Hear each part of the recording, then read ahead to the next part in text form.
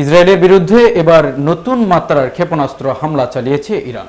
সোমবার দেশটির রাষ্ট্রীয় সংবাদ মাধ্যম তাসনিম জানিয়েছে, ইসলামিক রেভলিউশন গার্ডস আইআরজিসি প্রথমবারের মতো বহুমাত্রায় খাইবার শেকান ব্যালিস্টিক ক্ষেপণাস্ত্র ব্যবহার করেছে। রোববার চালানো এই হামলাটি ছিল অপারেশন ট্রুথ প্রমিস এর আওতায় ইসরায়েলের বিরুদ্ধে 20তম পাল্টা আঘাত।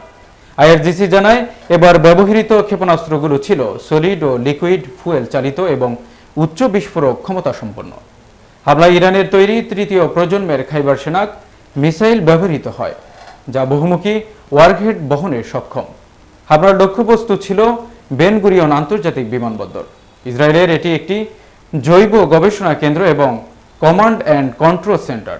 মিসাইলগুলো অত্যাধুনিক গাইডিং সিস্টেমের মাধ্যমে পরিচালিত হয় এবং লক্ষ্যবস্তুতে আঘাত হানার পর সাইরেন বাজতে শুরু করে, যা ইসরায়েলি প্রতিরক্ষা ব্যবস্থাকে চাপে ফেলে দেয়। আইআরজিসি বলছে, মিসাইলের গতিপথ নিয়ন্ত্রণ ও ম্যানুভার করার ক্ষমতা থাকায় হামলার ধ্বংসাত্মক প্রভাব ছিল অত্যন্ত নিখুঁত। সংস্থাটি আরও সতর্ক করে বলছে, ইরানের মূল সামরিক ক্ষমতা এখনও পুরোপুরি ব্যবহার করা হয়নি। প্রসঙ্গত, 13 জুন ইসরায়েলের হামলায় ইরানে ব্যাপক প্রাণহানি ঘটে, যেখানে 400-রও বেশি মানুষ নিহত হন, যার মধ্যে ছিল পরমাণু বিজ্ঞানী, সামরিক কর্মকর্তা ও বেসামরিক নাগরিক।